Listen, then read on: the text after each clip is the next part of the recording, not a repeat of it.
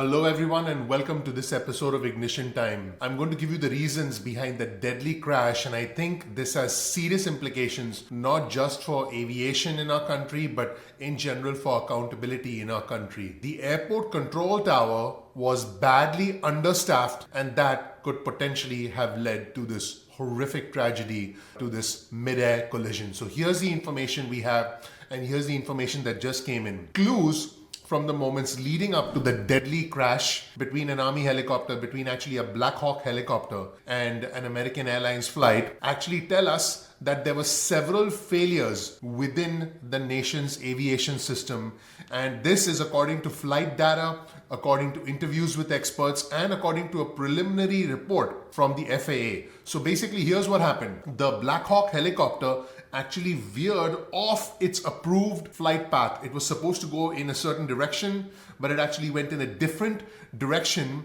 And the American Airlines pilots did not spot it until it was too late, until there was a mid-air collision. So basically, they were trying to land, and that's when the unfortunate mid-air collision happened. In the meantime, the air traffic controller, who was actually juggling two roles at one time because the station was understaffed at that time, was unable to maintain proper separation between the American Airlines flight and the Black Hawk helicopter. So the FAA actually declined to comment on this situation, and there's an investigation going on right now, and it's going to take months to review the black box, to review the flight data, cockpit recordings, weather conditions, and everybody involved, all the controllers involved are going to be interviewed. And the early indications are that this accident highlights all the concerns with the aviation industry, meaning that there are a lot of people working, but even though there are a lot of people working, there's still a lot of understaffing, and that's actually a serious problem. Now, there have been gaps in aviation, but this is a very, very tragic incident. It has resulted in 67 deaths based on latest estimates because there were absolutely no survivors, and quite likely that the pilots and the controllers at Reagan National were operating under less than ideal conditions. So basically, we have a situation where the duties of handling both the helicopter as well as the plane were combined on the night of the crash, and basically just one air traffic controller was responsible for guiding both of them because there was understaffing. This is just a horrible, horrible situation. In fact, the FAA's preliminary report has said that the staffing was, I quote, not normal for the time and volume of traffic. In fact, there were 5 current and former air traffic controllers that actually told reporters that the controller should have taken a more proactive approach to actually separate the two, meaning the American Airlines flight and the Black Hawk helicopter. And all the controller did was advise the helicopter to steer clear of the jet. Now, even though the Black Hawk helicopter was told to steer clear of the American Airlines flight,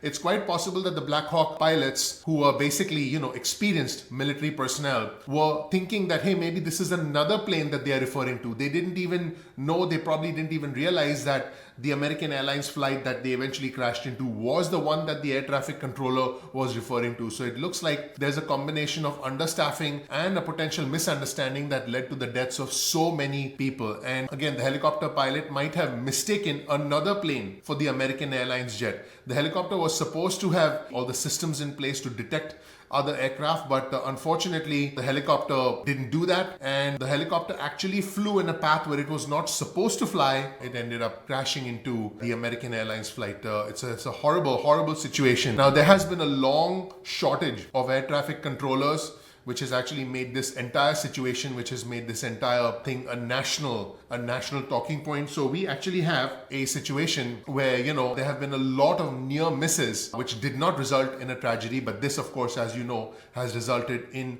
a tragedy. Now, federal agencies have warned that air traffic controllers are completely overwhelmed.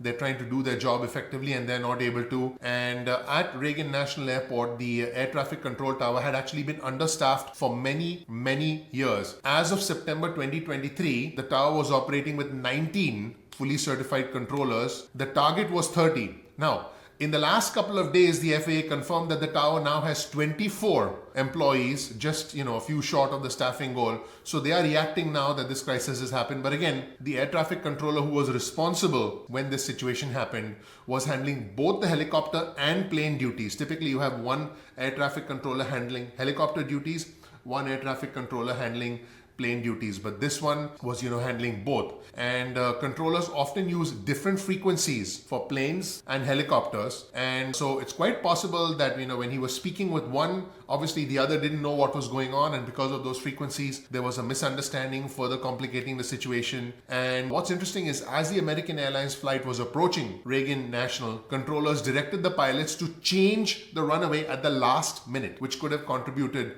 to problems. The plane had originally been cleared to land on runway 1, but at the last minute, the controller actually asked the American Airlines plane to instead land on the intersecting runway 33, which is actually a shorter and a much more challenging runway, which obviously makes things much more complicated for the pilot. So if the pilot's scrambling to change runways at the last minute, you now have a situation where pilot could have been distracted. Maybe obviously what happened very quickly, and suddenly the pilot didn't have enough time to take evasive measures. And now I want to be clear, last minute changes in the landing runway are routine when it comes to air travel, but the timing and the sudden nature of the request could have added complexity, could have made things difficult for the American Airlines pilot, and could have contributed to this horrible disaster. In fact, Robert Isom, who's the CEO of American Airlines, confirmed that the two pilots who were aboard the American Airlines flight had been with PSA Airlines, an American subsidiary, for several years.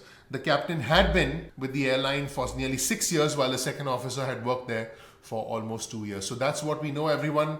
This is obviously a horrible tragedy, and my heart goes out. I can speak on behalf of all our viewers and subscribers to all the victims, which included American and Russian figure skaters as well, which included, just regular folk like you and me. And it's a horrible, horrible thing. Let me know what you think about this in the comment section below. Thank you so much for watching. My name is Dr. Nitin Chhoda. Please click like.